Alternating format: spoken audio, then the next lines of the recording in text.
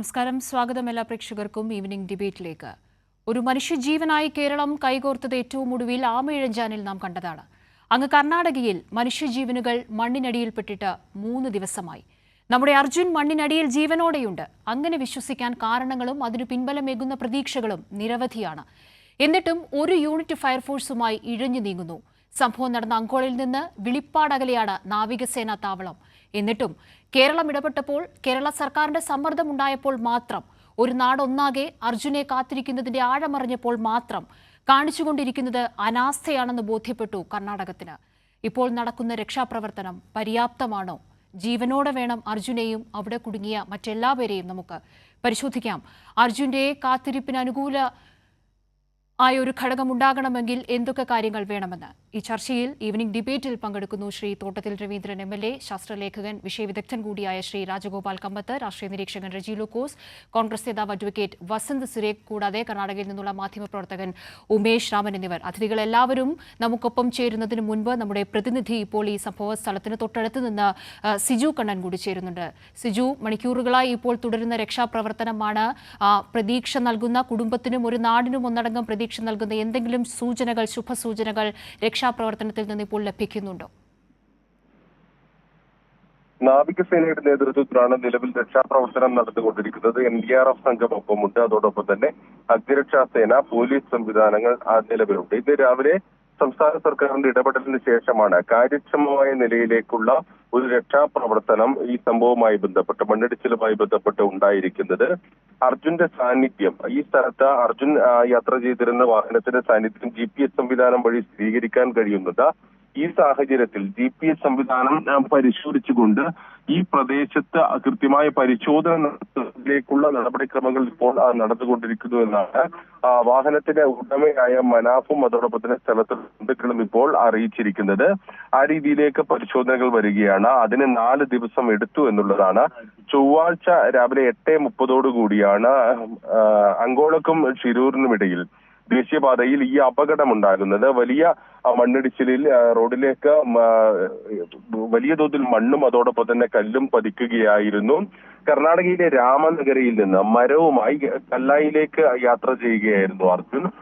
ഈ സ്ഥലത്ത് സാധാരണ ദീർഘദൂര വാഹനങ്ങൾ നിർത്തിയിരുന്ന ഒരു സ്ഥലമാണ്.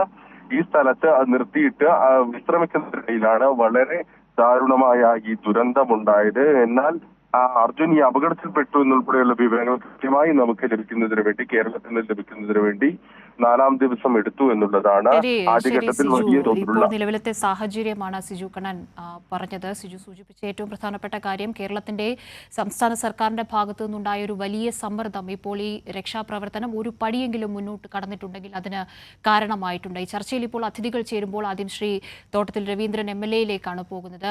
MLA രാവിലെ അദ്ദേഹത്തിന്റെ കുടുംബത്തെ അടക്കം കണ്ടിട്ടുണ്ടായിരുന്നു. അവരുടെയൊക്കെയും പ്രതികരണങ്ങൾ നമ്മൾ കേട്ടിട്ടുണ്ടായിരുന്നു. വലിയ പ്രതീക്ഷയോടുകൂടി ഒരു നാടൊന്നാകെ ഈ അർജുൻ എന്ന് പറയുന്ന വ്യക്തിയെ കാത്തിരിക്കുകയാണ്. രാവിലത്തെ ഒരു സാഹചര്യത്തിൽ നിന്ന് അല്പമെങ്കിലും രക്ഷാപ്രവർത്തനത്തിന്റെ തോത് മാറി എന്ന് അങ്ങേക്ക് തോന്നുന്നുണ്ടോ?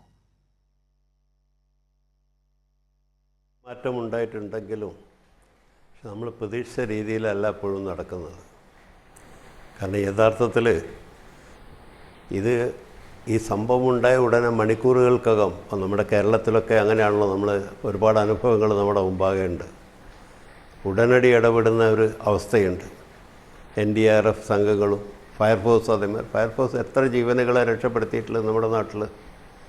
അതിൽ നിന്ന് വ്യത്യസ്തമായിട്ട് ഫയർഫോഴ്സ് അവിടെ വന്നിട്ട് പോലും ഇല്ല എന്ന് പറഞ്ഞു. ഇന്നാണ് അവർ വന്നിട്ടുള്ളത്. അത് വല്ലാത്തൊരു അനാസ്ഥ തന്നെയാണ് യഥാർത്ഥത്തിൽ പറഞ്ഞത്. കാരണം ഒരു മനുഷ്യജീവന് വിലയില്ലാത്തൊരവസ്ഥയാണ്. ഇവിടെ കിട്ടുന്ന ഓരോ നിമിഷങ്ങളും വളരെ വലുതാണ്. ഒരു ജീവനെ രക്ഷപ്പെടുത്താൻ വേണ്ടി പോകുന്നത് നമ്മൾ, അതിൻ്റെ ഒരു സന്തോഷം ചെറുതായിരിക്കില്ലല്ലോ. അത് കാണാൻ വേണ്ടി സാധിച്ചില്ല എന്നുള്ള വലിയ പോരായ്മയുണ്ട്. ഒരുപാട് പ്രതികൂലമായ അവസ്ഥയുണ്ട്. കൊങ്കൺ മേഖലയിൽ എല്ലാ സ്ഥലത്തും വലിയ തോതിലുള്ള മഴ പെയ്തു കൊടുക്കും. വെസ്റ്റ് കോസ്റ്റ് മൊത്തത്തിൽ മഴ പെയ്യുന്നു, ബോംബെ വരെ. പക്ഷേ അതൊക്കെ ഉണ്ടെങ്കിലും നമ്മുടെ പരിശ്രമം അതിൻ്റെ ഒരു ഭാഗമായിരിക്കണ്ടേ. ഇന്നിപ്പം നേവി വന്ന് നോക്കിയിട്ട് ആ പുഴയിൽ അങ്ങനെ ഒരു ലോറി കിടക്കുന്നില്ല എന്നാണ് അവരുടെ ഡൈവേഴ്സ് പുഴയ്ക്കടിയിലൊക്കെ പോയി പരിശോധിച്ചിട്ട് അവർ പറയുന്നത്. അങ്ങനെയൊന്നും ഇല്ല എന്നാണ്. അപ്പം ഇവിടെ മണ്ണിനടിയിൽ തന്നെ ഉണ്ട്. അതുകൊണ്ടാണല്ലോ അദ്ദേഹത്തിൻ്റെ ഫോണ് ബെല്ലടിച്ചിരുന്നല്ലോ ഇത്രയും കാലം. അതുപോലെ അവരുടെ ഇതിലൊക്കെ കിട്ടിയിരുന്നതാണ്. പക്ഷേ അതൊന്നും വേണ്ടത്ര നമുക്ക് പ്രതീക്ഷയ്ക്ക് അനുസരിച്ച നിലയിലൊരു പ്രവർത്തനം അവർ കാഴ്ചവെച്ചില്ല എന്നുള്ളൊരു പോരായ്മയുണ്ട്. വലിയ സങ്കടമുണ്ട്. ഏറ്റവും നിർഭാഗ്യകരമായിട്ടുള്ള, കാരണം ആ പ്രദേശത്തെ കണ്ണാടിക്കൽ പ്രദേശത്ത് താമസിക്കുന്ന ചെറുപ്പക്കാരനായിട്ടുള്ള വളരെ എനർജറ്റിക് ആയിട്ടുള്ള എല്ലാ കാര്യത്തിലും ഇടപെടുന്ന ആ നാട്ടുകാർ മൊത്തം ആ വീട്ടിൻ്റെ പരിസരത്ത് നിൽക്കുകയാണ്. വലിയ പ്രതീക്ഷയോടുകൂടി രവീന്ദ്രൻ, അദ്ദേഹത്തിന്റെ കുടുംബാംഗങ്ങൾ നേരത്തെ പറഞ്ഞൊരു കാര്യം അതീവ ദുഃഖത്തോടു കൂടിയേ നമുക്ക് കേൾക്കാനാവുകയുള്ളൂ. ഇവിടെ ഇപ്പോൾ ഈ ആമയിഴഞ്ചാൻ തോട്ടിലൊക്കെ നടന്ന രക്ഷാപ്രവർത്തനം, ജോയിയുടെ കുടുംബത്തിന് അവസാന ഘട്ടത്തിൽ വരെ വലിയ പ്രതീക്ഷ അദ്ദേഹം ജീവനോടെ തിരിച്ചു വരുമെന്ന് നമ്മൾ നൽകുന്ന നിലയ്ക്ക് തന്നെയായിരുന്നു. പക്ഷേ ഇദ്ദേഹത്തിന്റെ കുടുംബത്തോട് ഞങ്ങൾക്കൊന്നും ചെയ്യാനില്ല, ഇതിൽ കൂടുതൽ എന്ന് പറയുന്ന ഉദ്യോഗസ്ഥർ തന്നെ ഈ നിലയ്ക്കുണ്ടായി. അല്ലെങ്കിൽ ഈ ലോറി ഡ്രൈവറായിട്ടുള്ള അർജുൻ, ആ ലോറിയുടെ ഉടമകളടക്കം ആ സ്ഥലത്തെത്തി നിങ്ങൾ ഇവിടെ ഒന്ന് തിരയൂ, ഇത് സിഗ്നൽ സംവിധാനം അനുസരിച്ച് ഞങ്ങൾ പറയുന്ന കാര്യമാണ് എന്ന് പറയുമ്പോൾ പുച്ഛത്തോടു കൂടിയുള്ള മനോഭാവമാണ് എന്നാണ് ആ കുടുംബവും അർജുനോട് ബന്ധപ്പെട്ടവരും നമ്മളോട് നേരിട്ട് പ്രതികരിക്കുന്നത്.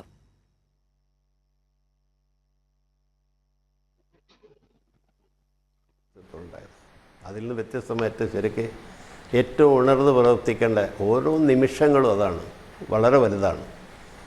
ആ ഒരു പ്രവർത്തനമായിരുന്നു യഥാർത്ഥത്തിൽ കാഴ്ചവെക്കേണ്ടത്. അതൊന്നും കാണാൻ സാധിച്ചില്ല. നമുക്ക് വളരെ സങ്കടമുണ്ട്, വളരെ ദുഃഖമുണ്ട്. അതിൽ ഇത് തന്നെ ഇപ്പോൾ നമ്മുടെ മന്ത്രിമാരായിട്ടുള്ള മുഹമ്മദ് റിയാസും ഗണേഷ് കുമാറും ഒക്കെ വലിയ തോതിൽ ഇടപെട്ടു. മുഖ്യമന്ത്രി തന്നെ നേരിട്ട് ചീഫ് സെക്രട്ടറിയെ വിളിച്ച് എല്ലാ ഏർപ്പാടുകളും നടത്തണമെന്ന് പറഞ്ഞ് എല്ലാവരെയും ബന്ധപ്പെട്ടിട്ടുണ്ട്. ഇവിടെയുള്ള ഒരുവിധ ആളുകളൊക്കെ കർണാടകയുമായി ബന്ധപ്പെട്ടിട്ടുണ്ട്. മുഖ്യമന്ത്രി തൊട്ട് താഴോട്ടുള്ള എല്ലാവരുമായിട്ട് വിളിച്ചിട്ടുണ്ട്. എന്നിട്ട് പോലും ഇത്രയും താമസം വന്നു എന്നുള്ളത് വളരെയധികം ദുഃഖിപ്പിക്കുന്ന ഒരു സ്ഥലത്തും ഇത്തരം ഒരു അനുഭവം ഉണ്ടാകാൻ വേണ്ടി പാടില്ല. ആരുടെ ജീവനും ഏത് ആളതായാലും അത് വളരെ വിലപ്പെട്ടതാണെന്നുള്ള ഒരു കാഴ്ചപ്പാടായിരിക്കണം നമുക്ക് വേണ്ടത്. അതിൽ പോരായ്മ വലിയ തോതിലുണ്ടെന്നുള്ള വാസ്തവമാണ്. ശ്രീ തോട്ടത്തിൽ രവീന്ദ്രൻ, ഇതിപ്പോൾ അർജുൻ അദ്ദേഹത്തിന്റെ കാര്യത്തിൽ നമുക്ക് നൽകുന്ന വിവരങ്ങൾക്കപ്പുറത്തേക്ക് ഈ കർണാടകത്തിൽ നിന്നും നിരവധിയായിട്ടുള്ള ആളുകൾ ഈ ഒരു സംഭവത്തിൽ അകപ്പെട്ടു പോയിട്ടുണ്ട്. അതിന്റെ ഒരു കൃത്യമായ കണക്ക് പോലും ഇപ്പോൾ കർണാടകയുടെ കൈവശമില്ല എന്നുള്ളതല്ലേ വസ്തുത? അവരൊരു ഇരുട്ടിൽ തപ്പുന്ന നിലപാടാണ് ഇപ്പോൾ കാണുന്നത്. കാരണം പല ലോറികളും ഇതിൽ പെട്ടിട്ടുണ്ടെന്ന് പറയപ്പെടുന്നു. നമുക്കാർക്കും അറിയില്ലല്ലോ. കാറ് പെട്ടിട്ടുണ്ടെന്ന് പറയുന്നു. ശരിക്കും അടിസ്ഥാനപരമായിട്ട് ഒരു വിവരവും യഥാർത്ഥത്തിൽ ഇതുവരെയും കിട്ടിയിട്ടില്ല എന്നുള്ളതാണ് വസ്തുത. അവർ ചെറിയ തോതിൽ ഇങ്ങനെ ഇപ്പം ഞാൻ കാണാനിടയായി ഇപ്പം ടി വിയിൽ കാണിച്ചുകൊണ്ടിരിക്കുന്നുണ്ട്. JCB ഇതൊക്കെ വെച്ച് ചെറിയ തോതിൽ മണ്ണ് നീക്കിക്കൊണ്ടിരിക്കുന്നു. വലിയ തോതിൽ നീക്കിയാൽ ഇനിയും ഇടിച്ചിലുണ്ടാവുമെന്ന് പറയുന്നു. ഇതൊക്കെ നേരത്തെ ചെയ്യേണ്ടതായിരുന്നു, ഒന്നും ചെയ്തില്ല അവർ. വലിയ സങ്കടമുണ്ടോ അതിൽ ശരിക്കും പറഞ്ഞാൽ. വളരെ വിലപ്പെട്ട ജീവനുകളാണ് നഷ്ടപ്പെടാനിടയാവുന്നത്. കേരളം അതിന് വലിയ മാതൃകയാണ്. നമ്മൾ എത്ര പ്രശ്നങ്ങളിലാണ് കൃത്യമായിട്ട് ഇടപെട്ടുകൊണ്ട് ഇതാക്കുന്നത്. ഈ കേസിൽ തന്നെ മുഖ്യമന്ത്രി തന്നെ നേരിട്ട് ഇടപെട്ടു. എന്നിട്ട് പോലും ഇതാണ് അവസ്ഥയെങ്കിലും ഒന്ന് ആലോചിച്ച് നോക്കൂ. ആരും ഇടപെട്ടില്ലേ, തിരിഞ്ഞു പോലും നോക്കലുണ്ടാവില്ല. തീർച്ചയായും തുടരുക. MLA രവീന്ദ്രൻ നമ്മോടൊപ്പം അതിഥിയായി തുടരുന്നുണ്ട്. ഇപ്പോൾ ശാസ്ത്രലേഖകൻ കൂടിയായ ശ്രീ രാജഗോപാൽ കമ്മത്തും കൂടി ചേരുന്നുണ്ട്. അദ്ദേഹം ആംസ്റ്റർഡാമിൽ നിന്നും സൂം വഴിയാണ് ഈ ചർച്ചയിൽ പങ്കെടുക്കുന്നത്. ശ്രീ രാജഗോപാൽ കമ്മത്ത്, സ്വാഗതം അങ്ങേക്ക്. വലിയൊരു നിരവധിയായിട്ടുള്ള റിസ്ക് എലമെന്റ്സ് ഇപ്പോൾ ഈ ഒരു ഓപ്പറേഷന് പിന്നിലുണ്ട് എന്നതാണ്. കൂടുതൽ ആഴങ്ങളിലേക്ക് രക്ഷാപ്രവർത്തനം പോകുന്തോറും മണ്ണിടിച്ചിലിനുള്ള സാധ്യത വളരെ കൂടുതലാണ് എന്ന നിലയ്ക്കുള്ള പ്രതികരണം പോലും ഇപ്പോൾ ലഭിക്കുന്നു എന്നതാണ് മനസ്സിലാക്കേണ്ടിയിരിക്കുന്നത്. സാധാരണഗതിയിൽ ഈ വിധത്തിൽ ഒരു പ്രശ്നം വന്നാൽ കൈകാര്യം ചെയ്യേണ്ടുന്ന നിലയ്ക്ക് പര്യാപ്തമാണോ ഇപ്പോൾ നടക്കുന്ന രക്ഷാദൗത്യം? തീർച്ചയായിട്ടും ഈ വാർത്ത അറിഞ്ഞ ഉടനെ തന്നെ അതിന്റെ രക്ഷാപ്രവർത്തനത്തെ കുറിച്ചുള്ള അപര്യാപ്തതയെ കുറിച്ചിട്ടുള്ള കാര്യങ്ങൾ ശ്രദ്ധയിൽപ്പെട്ടിരുന്നു. ഒരു സ്റ്റാൻഡേർഡ് ഓപ്പറേറ്റിംഗ് പ്രൊസീജിയർ പോലും ഇല്ലാതെ അലക്ഷ്യമായിട്ട് കൈകാര്യം ചെയ്യുന്നതായിട്ടാണ് കാണുന്നത്. മനുഷ്യജീവന് യാതൊരു വിലയും കൊടുക്കാതെ നമ്മളിവിടെ ആമയിഴഞ്ചാൻ തോട്ടിൽ നടത്തിയ രക്ഷാപ്രവർത്തനം മാതൃകാപരമാണ്. എത്രയോ സംഘങ്ങളാണ് അവിടെ രാപകലില്ലാതെ അധ്വാനിച്ചിട്ട് ആ ഒരു പ്രശ്നത്തിൽ നിന്നും അതിനൊരു പോംവഴി കണ്ടെത്തിയത്. പക്ഷേ അവിടെ ഇപ്പോ സംഭവം നടന്ന സ്ഥലത്ത് വളരെ അലക്ഷ്യമായിട്ട് കൈകാര്യം ചെയ്യുന്നു എന്നുള്ളതാണ് എനിക്ക് കാണാൻ കഴിഞ്ഞത്. അത് വളരെ ദുഃഖകരമാണ്. കാരണം ജീവന്റെ തുടിപ്പുകൾ അവിടെ ഉണ്ടോ എന്നുള്ള കാര്യങ്ങൾ നമുക്കറിയില്ല. അപ്പൊ അവിടുത്തെ GPS ട്രാക്കിങ്ങും ടെക്നോളജി ഇത്രത്തോളം വർദ്ധിച്ചിട്ടുള്ള ഒരു കാലത്ത് നമുക്ക് ഇത്രയും കാര്യങ്ങൾ, ചെറിയ കാര്യങ്ങൾ പോലും അവിടെ ചെയ്യാൻ കഴിയുന്നില്ല എന്നുള്ളതാണ്. അപ്പോ ഇത്തരത്തിലുള്ള അനുഭവങ്ങൾ ഇനി ധാരാളം ഉണ്ടാവും. കാരണം ഇനിയും മൺസൂണിന്റെ കാലം തുടങ്ങിയതല്ലേ ഉള്ളൂ. ശരിക്കും ശക്തമായ മൺസൂൺ ഇനി വരാനിരിക്കുന്നതേ ഉള്ളൂ. അപ്പോ അവിടെ ഈ അപര്യാപ്തമായിട്ടുള്ള ഈ സംവിധാനങ്ങൾക്ക് പോംവഴി ഉടൻ തന്നെ ഉണ്ടാക്കണം. നമ്മുടെ സർക്കാർ സംവിധാനങ്ങൾ തീർച്ചയായിട്ടും അവിടെ ഫലപ്രദമായ ഇടപെടൽ നടത്തുകയും രക്ഷാപ്രവർത്തനം ഊർജിതമാക്കുകയും ജീവൻ രക്ഷിക്കുകയും വേണം. അപ്പോ യുവാക്കളുടെ ജീവനല്ലേ അപകടത്തിൽപ്പെട്ടിരിക്കുന്നത്. അപ്പോൾ വളരെയധികം കാലം അവർക്ക് വീണ്ടും തുടരേണ്ടതായിട്ടുണ്ട്. നിർഭാഗ്യവശാൽ ആ അപകടത്തിൽ പെട്ടുപോയി. എന്ത് ചെയ്യാൻ പറ്റും? ഇനിയിപ്പോ അത് രക്ഷപ്പെടുത്തുക എന്നുള്ളതാണ്. നമുക്ക് GPS ട്രാക്കിങ്ങും എന്തുകൊണ്ടായിരിക്കാം ശ്രീ രാജഗോപാൽ മനുഷ്യരെ കമ്മത്ത് ഈ കണ്ടെത്താനുള്ള വിധം ഒരു ഉദാസീനത? ഇതിൽ ഞാൻ ചോദിക്കുന്നത്, ഏതെങ്കിലും നിലയ്ക്കുള്ള ഈ അഡ്വാൻസ്ഡ് ടെക്നോളജി ഉപയോഗിക്കുമ്പോൾ ഉണ്ടാകുന്ന സാമ്പത്തികമായ വിഷയങ്ങൾ, അല്ലെങ്കിൽ കൂടുതലായിട്ടുള്ള പ്രൊസീജിയർ, കൂടുതൽ സംവിധാനങ്ങൾ ഇതിന് എടുക്കുന്ന ഒരു കാലതാമസം, അല്ലെങ്കിൽ ആ നിലയ്ക്കുള്ള എന്തെങ്കിലും ഒരു തടസ്സം ഈ ഒരു രക്ഷാപ്രവർത്തനത്തിനുണ്ടോ? എന്തുകൊണ്ടായിരിക്കാം ഈ വിധം ഇത്രത്തോളം വലിയ ഉദാസീനത ഒരു സർക്കാർ സംവിധാനത്തിന്റെ ഭാഗത്തു നിന്നുണ്ടാകുന്നത് എന്ന് അങ്ങ് കരുതുന്നു? മൊബൈൽ ട്രാക്ക് ചെയ്യാമല്ലോ. മൊബൈലിന്റെ ലാസ്റ്റ് ലൊക്കേഷൻ, ടവർ ലൊക്കേഷനൊക്കെ നോക്കിക്കഴിഞ്ഞാൽ അവിടുത്തെ ആളുകളുടെ മൊബൈലുകൾ നമുക്ക് അറിയാമല്ലോ. മൊബൈൽ നമ്പേഴ്സ് അറിയാം. ഇപ്പൊ എവിടെയാണ് അവസാനം ഉള്ളതെന്ന് നമുക്കുണ്ട്. ഏത് ഭാഗത്താണ്, അതായത് ഇപ്പോൾ മണ്ണ് നീക്കി തുടങ്ങുന്നതിന്റെ ഏത് ഭാഗത്താണ് ഇതുള്ളതെന്ന് നമുക്ക് കൃത്യമായിട്ട് കണ്ടെത്താൻ കഴിയും. അവിടെ നമുക്ക് മണ്ണ് നീക്കിക്കൊണ്ട് പരിശോധിക്കുക എന്നുള്ളതാണ്. മണ്ണിടിച്ചിലുണ്ടാകും, അത് തടയാനുള്ള മാർഗങ്ങൾ വേണം. അവിടെ ഇനിയും മണ്ണിടിച്ചിലുണ്ടാകാനുള്ള സാധ്യതയുണ്ട്. അപ്പോൾ ആ മണ്ണിടിച്ചിൽ അടുത്ത വലിയ മഴകൾ തുടങ്ങുന്നതിന് മുമ്പേ അവിടെ രക്ഷാപ്രവർത്തനം ഊർജിതമാക്കിയിട്ട് ആ മണ്ണ് മൊത്തം നീക്കി ആ ജീവൻ രക്ഷിക്കുക എന്നുള്ളതാണ് ഇപ്പോൾ വേണ്ടത്. നമുക്ക് സാറ്റലൈറ്റുകളുണ്ട്, GPS സംവിധാനങ്ങളുണ്ട്. ഇതൊന്നും ഉപയോഗിച്ചുകൊണ്ടല്ലേ നമുക്ക് ചെയ്യേണ്ടത്. പിന്നെ പോലീസ് നായകൾക്ക് ധാരാളം കാര്യങ്ങൾ ചെയ്യാൻ പറ്റും. അവർക്ക് പെട്ടെന്ന് തന്നെ ഇത് കണ്ടെത്താനായിട്ട് സാധിക്കും. പോലീസ് നായകൾ ഇതിനൊരു മനുഷ്യരെ ഇത്തരത്തിൽ ജീവന്റെ തുടിപ്പുകൾ കണ്ടെത്താൻ സഹായിക്കുന്നതാണ്. അതൊന്നും തൽക്കാലം അവിടെ ഉണ്ടായിട്ടുണ്ടെന്ന് എനിക്ക് തോന്നുന്നില്ല. ഒരു അലക്ഷ്യമായിട്ട് കൈകാര്യം ചെയ്യുന്നുള്ളതാണ് എനിക്ക് തോന്നുന്നത്. ഈ സാധാരണ നിലയ്ക്ക് ഒരു മനുഷ്യർ ഈ മണ്ണിനടിയിൽ പെടുന്ന ദുരന്തങ്ങൾ നമ്മൾ ഇതിനു മുൻപും നിരവധിയായിട്ടുള്ള സംഭവങ്ങൾ ഇത് സമാനമായ രീതിയിൽ നമ്മൾ കേട്ടിട്ടുണ്ട്. ഇപ്പോൾ ഒരു മനുഷ്യൻ വാഹനത്തോടൊപ്പം ഒരു വലിയ വാഹനത്തോടൊപ്പം ഈ മണ്ണിനടിയിൽ കുടുങ്ങിപ്പോയിരിക്കുന്നു എന്ന നിലയിലാണ് അതിനുതകുന്ന രക്ഷാപ്രവർത്തനവും സാധാരണഗതിയിൽ നടക്കുന്ന രക്ഷാപ്രവർത്തനങ്ങളും തമ്മിലും എങ്ങനെയാണ് നമുക്ക് താരതമ്യം ചെയ്യാൻ കഴിയുക, ശ്രീ രാജഗോപാൽ കമ്മത്ത്? ഇതിപ്പോ നേരിട്ട് മണ്ണിനടിയിൽ പോയതല്ലല്ലോ. ഓക്സിജൻ ഉണ്ട്, അല്പസ്വല്പം ഓക്സിജൻ കിട്ടും. കാരണം വെള്ളമൊക്കെ നിറഞ്ഞിരിക്കുകയല്ലേ. വെള്ളം അത് ഒരു ഡ്രൈ ആയിട്ടുള്ള മണ്ണല്ലല്ലോ വീണിരിക്കുന്നത്. അവിടെ ജലാംശമുണ്ട്. അത് മാത്രമല്ല, ലോറിക്കുള്ളിൽ തന്നെ, ക്യാബിന്റെ ഉള്ളിൽ തന്നെ വായു സംവിധാനമുണ്ട്. അപ്പോൾ അത് തീരുന്നതിന് മുമ്പ്, അവിടുത്തെ ഓക്സിജൻ അവസാനിക്കുന്നതിന് മുമ്പ് അവരെ രക്ഷിക്കുക എന്നുള്ളതാണ് വേണ്ടത്. അവർക്ക് ജീവനുണ്ടാകും. ഇപ്പോൾ തീർച്ചയായിട്ടും ആ ഒരു പ്രതീക്ഷയാണ് എനിക്കുള്ളത്. അവരെ രക്ഷിക്കാനായിട്ട് സാധിക്കും. തീർച്ചയായിട്ടും ചിലപ്പോ ചെറിയ ട്രീറ്റ്മെന്റ് ഒക്കെ കൊണ്ട് വീണ്ടും ജീവിതത്തിലേക്ക് തിരിച്ചു വരാനും തീർച്ചയായിട്ടും സാധിക്കും. ഇപ്പോഴും ജീവനോടെ മണ്ണിനടിയിൽ ഇവർ തുടരാനുള്ള ഒരു സാധ്യത വളരെ കൂടുതലാണ് എന്നാണോ അങ്ങ് മനസ്സിലാക്കുന്നത്?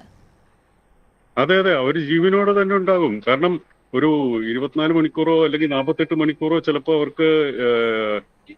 അവർക്ക് അവിടെ കഴിയാനായിട്ട് സാധിക്കും. ഇപ്പൊ മൊബൈൽ ഫോണുകൾ ഉണ്ടെന്നുണ്ടെങ്കിൽ മൊബൈൽ ട്രാക്ക് ചെയ്യാൻ ശ്രമിക്കുക. ഏതെങ്കിലും ഒരു അവസരത്തിൽ മൊബൈൽ ചിലപ്പോൾ ട്രാക്ക് ചെയ്യാനായിട്ട് സാധിക്കും. ഏത് ഭാഗത്താണ് ഉള്ളതെന്ന് നമുക്ക് അറിയാനായിട്ട് സാധിക്കും. അപ്പൊ അതാണ് ഇപ്പൊ ചെയ്യേണ്ടത്. യുദ്ധകാലാടിസ്ഥാനത്തിൽ ഇപ്പൊ അവിടുത്തെ എല്ലാ സംവിധാനങ്ങളും ഇതിനുവേണ്ടി ശ്രമിക്കേണ്ടതാണ്. പോലീസ് നായകളെ കൊണ്ടുവരണം. അടുത്തുള്ള ഇടങ്ങളിൽ നിന്നും പോലീസ് നായകളെ അവിടെ കൊണ്ടുവന്ന് പരിശോധിക്കണം. അത് മാത്രമല്ല, GPS സംവിധാനങ്ങൾ നോക്കണം. മൊബൈൽ കമ്പനികൾ ഇവരേതാ മൊബൈൽ ഉപയോഗിച്ചിരുന്നതെന്ന് വെച്ച് കഴിഞ്ഞാൽ അത് വെച്ച് ട്രാക്ക് ചെയ്യണം. അതിനൊക്കെയുള്ള സംവിധാനങ്ങൾ ഉണ്ടല്ലോ നമുക്ക്. അതാണിപ്പോൾ ഉപയോഗിക്കേണ്ടത്. ഈ ഒരു ഘട്ടത്തിൽ കൂടുതൽ നിസ്സഹായാവസ്ഥ പ്രകടിപ്പിക്കാനാണ് ഈ ബന്ധപ്പെട്ട ഉദ്യോഗസ്ഥരുടെ ഭാഗത്തു നിന്നോ അല്ലെങ്കിൽ സർക്കാർ സംവിധാനത്തിന്റെ ഭാഗത്തു നിന്നോ ഏറിയ പങ്കും ശ്രമിക്കുന്നത്. അതിനപ്പുറത്തേക്ക് ഇതിൽ കൂടുതലും സാധ്യമാകുന്ന കാര്യങ്ങൾ തന്നെ ഉള്ളൂ എന്നതാണോ അങ്ങ് മനസ്സിലാക്കുന്നത്? തീർച്ചയായിട്ടും. ഇപ്പോ അവിടുത്തെ മിലിറ്ററിയുടെ സഹായം തേടണം. അവർ നിമിഷ നേരങ്ങൾക്കുള്ളിൽ രക്ഷാപ്രവർത്തനം നടത്തും. അവിടുത്തെ മിലിറ്ററിയുടെ സഹായം തേടണം. ഹെലികോപ്റ്ററുകളൊക്കെ ഉണ്ടല്ലോ. അവിടെ എത്തിച്ചേരാനായിട്ട് അധികം സമയമൊന്നും വേണ്ട.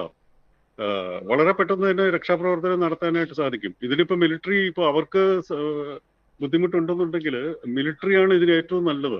മിലിറ്ററി സംവിധാനങ്ങൾ ഒരു മണിക്കൂറിനുള്ളിൽ അവിടെ എത്തിച്ചേരാനായിട്ട് സാധിക്കും. അവിടെ ധാരാളം മിലിറ്ററി ക്യാമ്പുകൾ ഉണ്ടല്ലോ. ചുറ്റുപാടും മിലിറ്ററി ക്യാമ്പുകളുണ്ട്. ഇപ്പോൾ ഹെലികോപ്റ്റേഴ്സ് ഉണ്ട്. അപ്പൊ അവിടെ ജീവന് വിലയില്ലേ? 3 പേരുടെ ജീവനുകളല്ലേ അപകടത്തിൽപ്പെട്ടിരിക്കുന്നത്. അപ്പൊ തീർച്ചയായിട്ടും ഇത്തരം സംവിധാനങ്ങൾ അതിനുവേണ്ടി കൂടി തന്നെ ഉള്ളതാണല്ലോ. മിലിറ്ററിക്ക് വളരെയധികം കാര്യങ്ങൾ ഇവിടെ ചെയ്യാനായിട്ട് സാധിക്കും. ഇപ്പൊ അവർക്ക് സംവിധാനങ്ങൾ ഇല്ലെങ്കിൽ അവരിങ്ങനെ ഉദാസീനത കാണിക്കാൻ മിലിറ്ററിയുടെ സഹായം തേടുക എന്നുള്ളതാണ് വേണ്ടത്. അത് കേന്ദ്രത്തിൽ ഇടപെട്ടുകൊണ്ട് ഉടൻ തന്നെ മിലിറ്ററിയുടെ സഹായം അഭ്യർത്ഥിച്ചുകൊണ്ട് അവരെ രക്ഷപ്പെടുത്തുക എന്നുള്ളതാണ് വേണ്ടത്. കർണാടക സർക്കാരും പിന്നെ കേരള സർക്കാരും ഇതിനുവേണ്ടി ശ്രമിക്കണം എന്നുള്ളതാണ് എനിക്ക് പറയാനുള്ളത്. തീർച്ചയായും തുടരുക ശ്രീ രാജഗോപാൽ കമ്പത്ത്.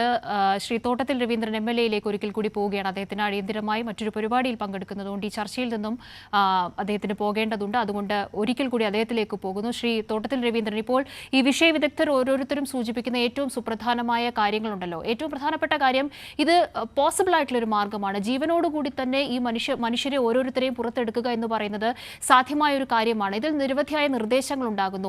അപ്പോഴും കൃത്യമായ ഒരു സ്ട്രാറ്റജിക് ഓപ്പറേഷൻ ഇല്ലാത്തത്, കൃത്യമായ ഒരു ആക്ഷൻ പ്ലാൻ ഇല്ലാത്തതാണ്. അല്ലെങ്കിൽ കേരളത്തിൽ പല തവണ ഈ നിലയ്ക്കുള്ള പ്രശ്നങ്ങൾ ഉണ്ടായപ്പോൾ നമ്മൾ ഇടപെട്ട രീതി, അവലംബിച്ച രീതി പോലുള്ള മാർഗങ്ങൾ അവലംബിക്കാത്തതാണ് യഥാർത്ഥ പ്രശ്നമെന്ന് കർണാടക ഇപ്പോഴും മനസ്സിലാക്കിയിട്ടില്ല എന്ന് തന്നെയല്ലേ?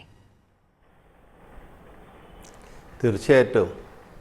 ഇപ്പോൾ ശ്രീ രാജഗോപാൽ ഇവിടെ സൂചിപ്പിച്ചല്ലോ, GPS ഉള്ള വാഹനങ്ങളാണ് ഇപ്പോഴത്തെ പബ്ലിക് വെഹിക്കിൾസ് മുഴുവൻ. അതുകൊണ്ട് കൃത്യതയോടുകൂടി എവിടെയാണെന്ന് വാഹനം കണ്ടെത്താനൊന്നും പ്രയാസമില്ല. ഒരുപാട് സംവിധാനങ്ങളുള്ളൊരു കാലഘട്ടമാണിപ്പോൾ. അതിനൊന്നും പരിശ്രമിക്കാതെ ഇരുട്ടിൽ തപ്പി നടക്കുന്ന മാതിരിയുള്ളൊരു നടപടിയാണ് ഇപ്പോൾ യഥാർത്ഥത്തിൽ അവിടെ സ്വീകരിച്ചുകൊണ്ടിരിക്കുന്നത്. പുഴയിൽ ഒലിച്ചു പോയിട്ടുണ്ടാവും. വലിയ ഫുൾ ലോഡ് ലോറിയാണത്. എന്തായാലും പുഴയിൽ വീണാലും താഴ്ന്നു കിടക്കുന്നല്ലാതെ ഒലിച്ചൊന്നും പോകില്ല അത്. അതുമല്ല, നമുക്കൊരു വലിയ പ്രതീക്ഷ, എയർ കണ്ടീഷൻഡ് ആയിട്ടുള്ള വെഹിക്കിളാണ്. എൻജിൻ ഓണായിട്ട് കിടക്കുവാണ്, എയർ കണ്ടീഷൻ വർക്ക് ചെയ്തിട്ടുമുണ്ട്. അതൊക്കെ മനസ്സിലാക്കിയിട്ടുണ്ട്. അപ്പോൾ സ്വാഭാവികമായിട്ട് ഏറ്റവും സാധ്യതയുള്ള ഒരു നിമിഷമെങ്കിലും പാഴാക്കാതെ എങ്ങനെ രക്ഷപ്പെടുത്താം, ഇതിനെക്കാട്ട് എത്രയോ ദുഷ്കരമായിട്ടുള്ള ഒരുപാട് കാര്യങ്ങൾ ഇപ്പോൾ അദ്ദേഹം സൂചിപ്പിച്ചല്ലോ. മിലിറ്ററിയൊക്കെ എവിടെയൊക്കെ ചെയ്തിട്ട് എന്തൊക്കെ തരത്തിൽ രക്ഷപ്പെടുത്തിയിട്ടുണ്ട്. ഒരുപാട് സാധ്യതകളുണ്ട്. നമ്മൾ കേരളം ഇതൊക്കെ ഒരുപാട് കാണിച്ചു കൊടുത്തിട്ടുണ്ട്. നമ്മളെ പ്രളയത്തിലായാലും ശരി, ഇപ്പോൾ ഒരുപാട് പ്രശ്നങ്ങൾ നമ്മളെ സംബന്ധിച്ചിടത്തോളം ഉണ്ടായിട്ടുണ്ട്. അതിൽ നിന്നൊക്കെ നമുക്ക് വലിയ തോതിൽ അതിജീവിക്കാൻ വേണ്ടി നമുക്ക് സാധിച്ചു എന്നുള്ളൊരു വസ്തുതയാണ്. വളരെ മാതൃകാപരമായിട്ടുള്ള പ്രവർത്തനങ്ങൾ. അതിലിപ്പോൾ അവസാനമായിട്ട് വന്നിട്ടുള്ള ഈ ആമയഞ്ചൻ തോട്ടിൽ തന്നെ ഉണ്ടായിട്ടുള്ള പ്രവർത്തനം ലോകം മുഴുവൻ കണ്ടിട്ടുള്ളതാണ്. വളരെ കൃത്യമായിട്ടുള്ള ഇടപെടലുകൾ. അത് അദ്ദേഹം മരിച്ചുപോയി എന്നുള്ളൊരു മറ്റൊരു ഇത്, പക്ഷേ കൃത്യമായിട്ടുള്ള ഇടപെടലുകൾ നടത്തി എന്നുള്ള ഒരു സന്തോഷമുണ്ടല്ലോ നമുക്കത് ചെയ്താൽ. ഇപ്പോൾ കുടുംബത്തിനുള്ള ഏറ്റവും വലിയ സങ്കടം അതാണ്. വേണ്ട രീതിയിൽ അവിടെ പ്രവർത്തനങ്ങൾ നടത്തുന്നില്ല എന്നുള്ള പോരായ്മ. ഇപ്പം എല്ലാ തലത്തിലും ഇടപെട്ട് കഴിഞ്ഞു. ഇപ്പോൾ ഗവൺമെൻറ്റിന് നേരിട്ട് അവിടെയൊന്നും ചെയ്യാൻ വേണ്ടി കഴിയില്ലല്ലോ, മറ്റൊരു സ്റ്റേറ്റിലല്ലേ. അവരോട് പറയുകയല്ലാതെ നമ്മളെ സംബന്ധിച്ച് നമ്മുടെ മുന്നിൽ വഴികളില്ല.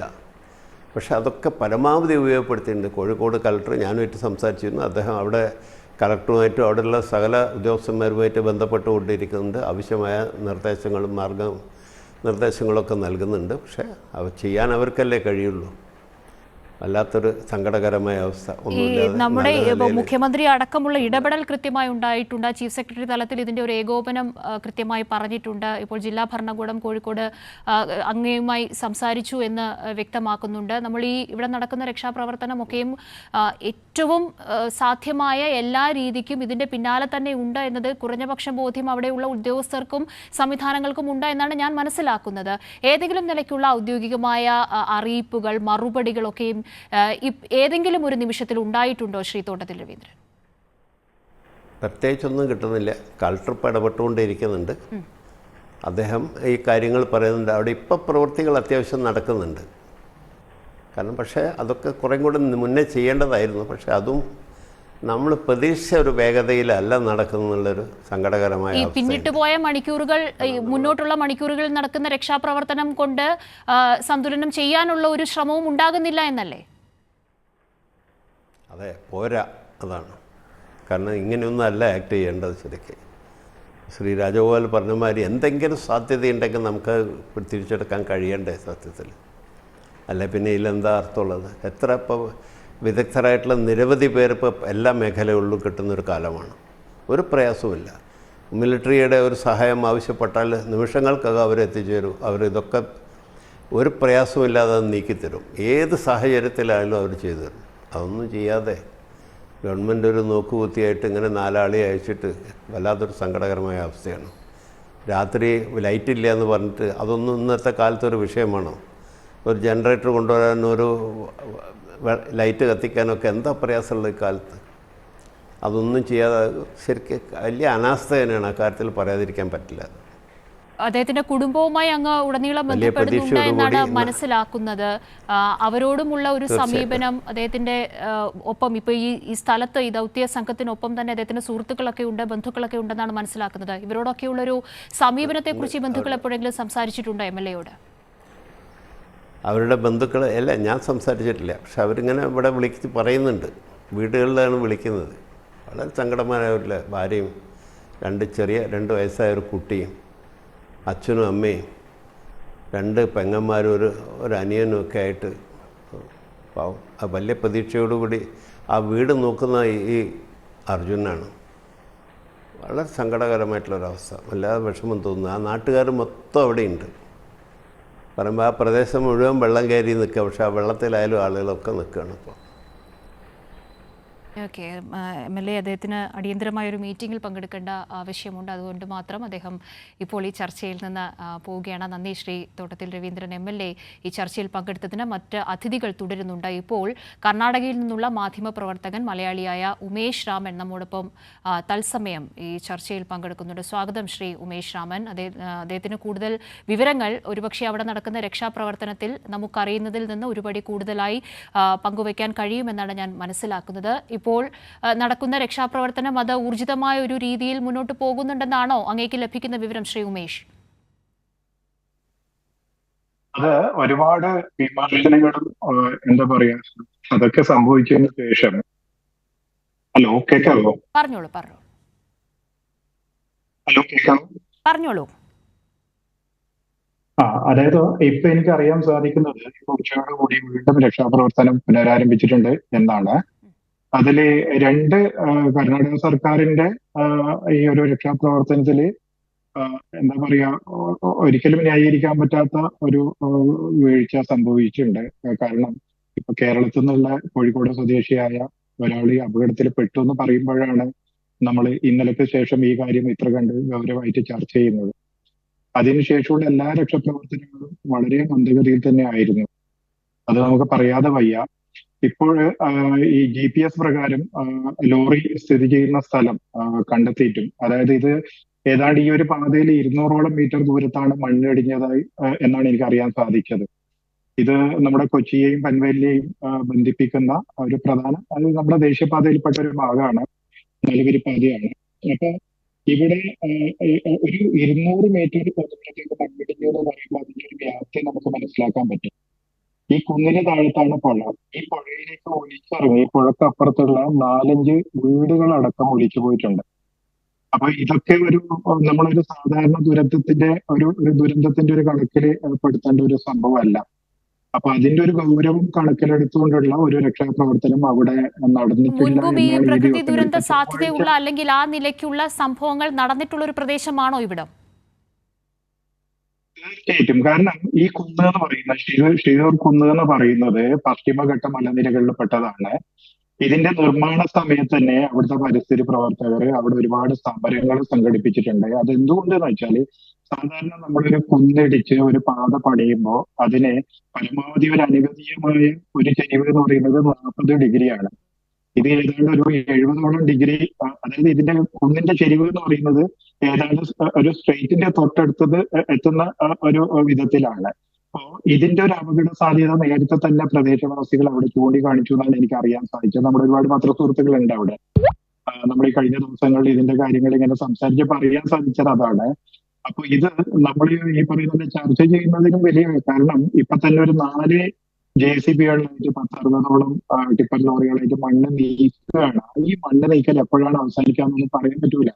അതൊന്നും പോരാ. കാരണം ഇതൊരു വലിയ, ഞാൻ നേരത്തെ പറഞ്ഞില്ലേ, 200 മീറ്റർ ദൂരത്തേക്ക് ഒരു കുന്ന് തന്നെ ഇടിഞ്ഞിരിക്കുകയാണ്. അപ്പൊ അതിനകത്ത് എത്ര ലോറിയാണോ ഉൾപ്പെട്ടിരിക്കുന്നത് എന്നൊന്നും നമുക്ക് പറയാൻ പറ്റൂല. അല്ല, വിവിധ സേനകളുടെ സഹായം തേടിയിട്ടുണ്ട് എന്നതിനപ്പുറത്തേക്ക് ശാസ്ത്രീയമായി അവലംബിക്കുന്ന രീതിയിൽ ഇപ്പോഴും ഈ JCB-യും ടിപ്പർ ലോറിയും മാത്രമേ ഉള്ളൂ എന്നാണോ?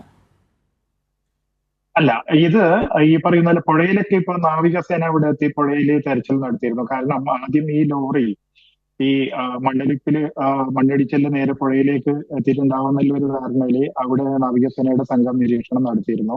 പക്ഷെ അതിലൊന്നും കണ്ടെത്താൻ സാധിച്ചില്ല. അപ്പോ അത് മാത്രമല്ല, ഞാൻ ഈ വണ്ടിയുടെ ഉടമസ്ഥര് അവിടെ ഉണ്ട്, അവരായിട്ട് സംസാരിച്ചപ്പോൾ എനിക്ക് അറിയാൻ സാധിച്ച മറ്റൊരു കാര്യം എന്ന് വെച്ചാൽ GPS പ്രകാരമുള്ള ഒരു പൊസിഷൻ അവിടെ സജസ്റ്റ് ചെയ്തിട്ട് പോലും ആ ഭാഗത്ത് ഒരു തെരച്ചിലിന് അധികൃതർ കൂട്ടാക്കിയില്ല എന്നുള്ളൊരു ഒരു ഒരു ആരോപണം അവരിൽ നിന്ന് ഉണ്ടായിരുന്നു. ആ അപ്പൊ അതൊക്കെ നിലയ്ക്കുള്ള എനിക്ക് തോന്നുന്നത് ഇടപെടൽ ഇപ്പോൾ സംസ്ഥാന സർക്കാരിന്റെ, കേരള സർക്കാരിന്റെ ഭാഗത്തു നിന്നുണ്ടായപ്പോൾ മാത്രമാണ് ഒരു പക്ഷേ കർണാടകത്തിൽ നിന്നുള്ള നിരവധി പേരും ഈ അപകടത്തിന്റെ ഭാഗമായിട്ടുണ്ട് എങ്കിൽ പോലും ആ ഒരു ഉദാസീനത, ഗതാഗത സംവിധാനം പുനഃസ്ഥാപിക്കുന്നതിനപ്പുറത്തേക്ക് കുറച്ച് മനുഷ്യജീവനുകളാണ് മണ്ണിനടിയിൽ കിടക്കുന്നത് എന്ന യാഥാർത്ഥ്യ ബോധത്തോടുകൂടി രക്ഷാപ്രവർത്തനം മുന്നോട്ട് പോയില്ല എന്ന വ്യാപകമായ വിമർശനമുണ്ട്. ദയവായി തുടരുക അതിഥികൾ രണ്ടുപേരും ഈ ചർച്ചയിൽ. ഒപ്പം തന്നെ കൂടുതൽ അതിഥികളെയും ഈ ഒരു അടുത്ത മണിക്കൂറിൽ നമ്മൾ പ്രതീക്ഷിക്കുന്നുണ്ട്.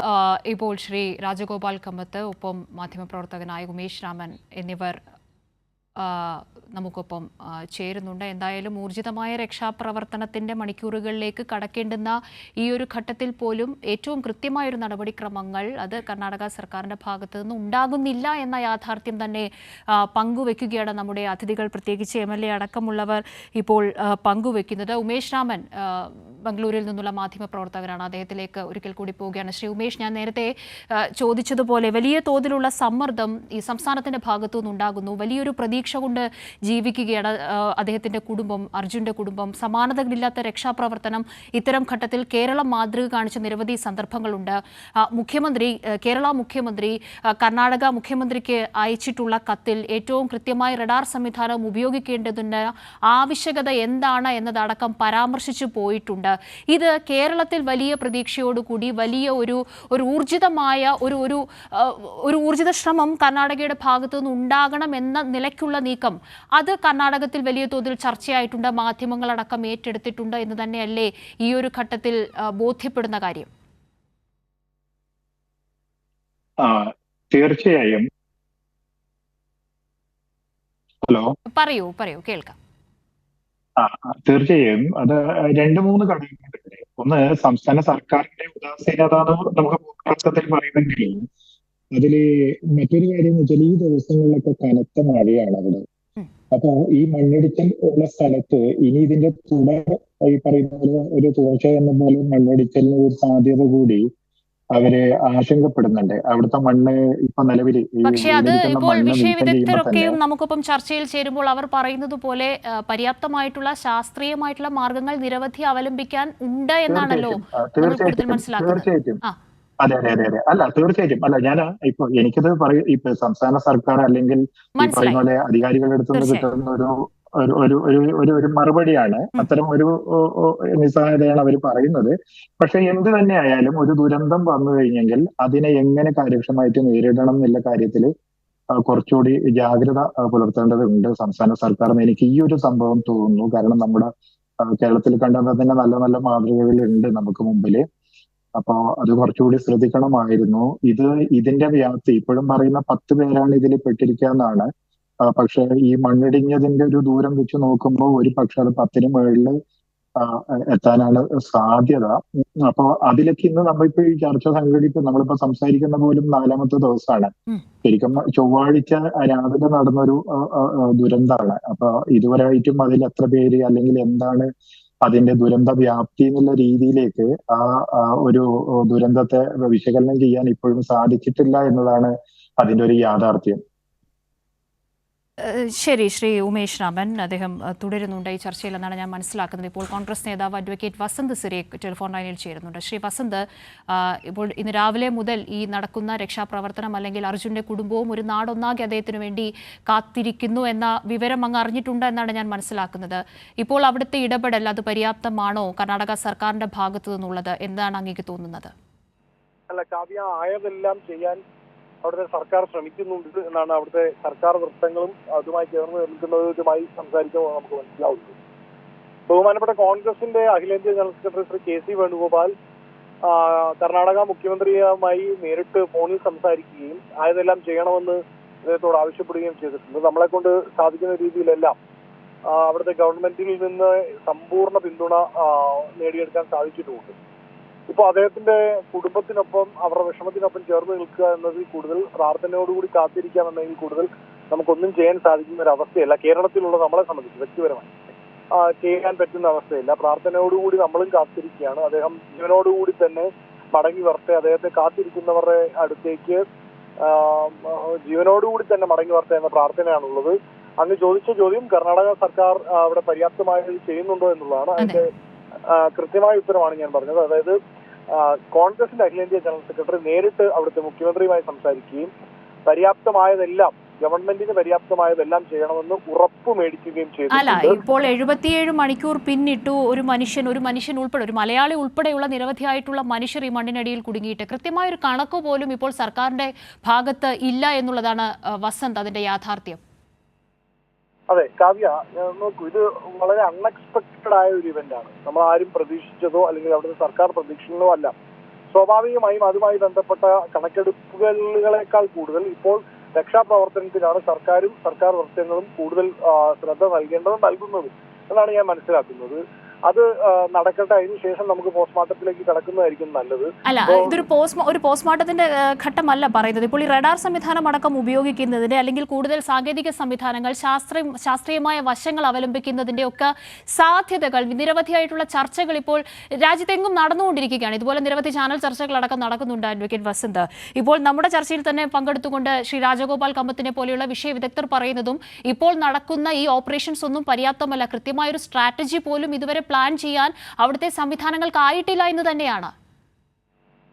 അല്ല, അത്തരം ബുദ്ധിമുട്ടുകൾ ഉണ്ടെങ്കിൽ അത് പരിഹരിക്കപ്പെടുക തന്നെ വേണം. അത് കർണാടകയിലാണെങ്കിലും എവിടെയാണെങ്കിലും അത് പരിഹരിക്കപ്പെട്ടു തന്നെ പോകണം.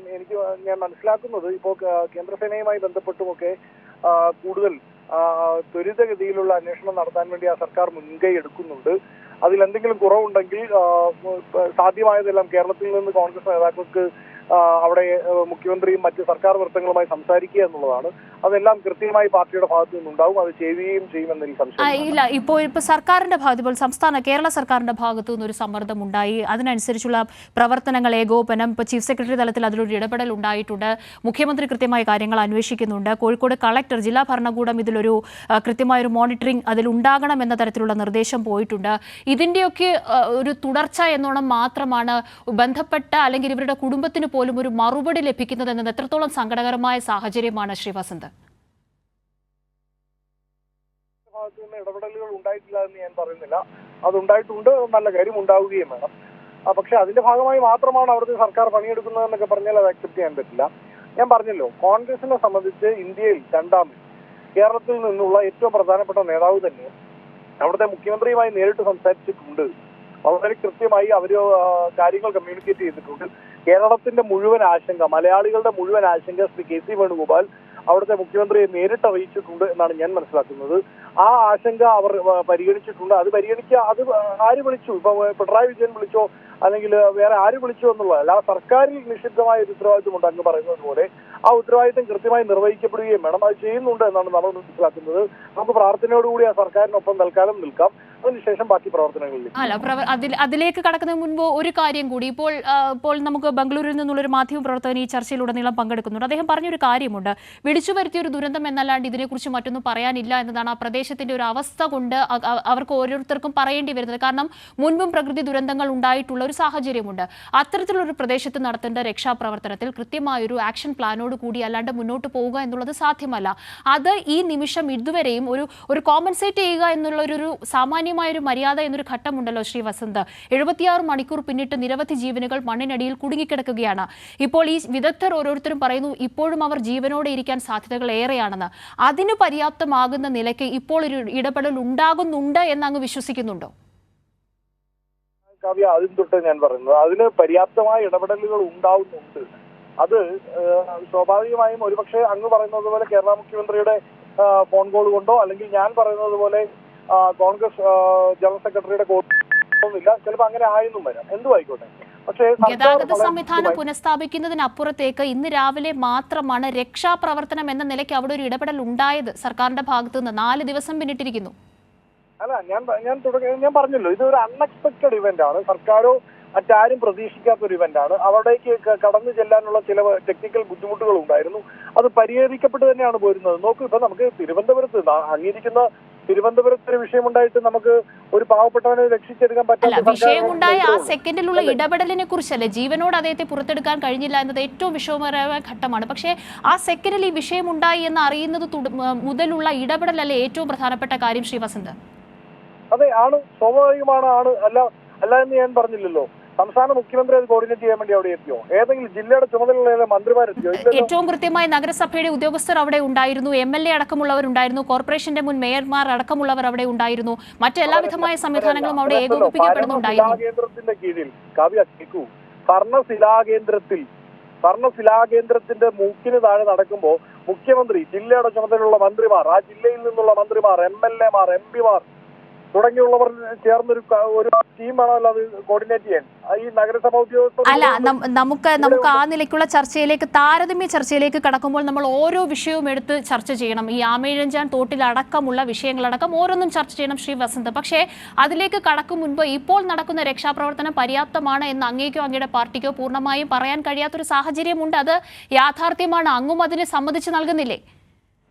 ഒരിക്കലും ഇല്ലല്ലോ. ഞാൻ അതാണ് പറഞ്ഞത്. കൃത്യമായ ഇടപെടലുകൾ കോൺഗ്രസ് പാർട്ടിയുടെ ഭാഗത്ത് നിന്ന്, പ്രത്യേകിച്ച് കേരളത്തിൽ നിന്നുള്ള കോൺഗ്രസ് നേതാക്കൾ കൃത്യമായി അവർക്കാവുന്ന രീതിയിൽ അവിടുത്തെ സർക്കാരുമായും പ്രത്യേകിച്ച് മുഖ്യമന്ത്രിയുമായും സംസാരിച്ചു കഴിഞ്ഞിട്ടുണ്ട്.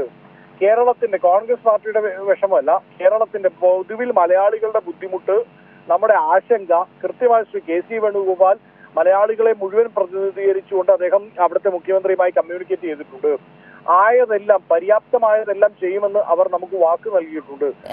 ശ്രീ വസന്ത്, തുടരുക ഒരു നിമിഷം. അങ്ങ് ടെലിഫോൺ ലൈനിൽ തുടരുമെന്ന് ഞാൻ വിശ്വസിക്കുന്നു. രാഷ്ട്രീയ നിരീക്ഷകൻ ശ്രീ റെജി ലൂക്കോസ് ഇപ്പോൾ നമുക്കൊപ്പം തത്സമയം ഈ ചർച്ചയിൽ ചേരുന്നുണ്ട്. ശ്രീ റെജി ലൂക്കോസ്, ഇപ്പോൾ അവിടെ നടക്കുന്ന രക്ഷാപ്രവർത്തനത്തിന്റെ ഓരോ മിനിറ്റും സെക്കൻഡുകളും നമ്മൾ അറിഞ്ഞുകൊണ്ടിരിക്കുകയാണ്.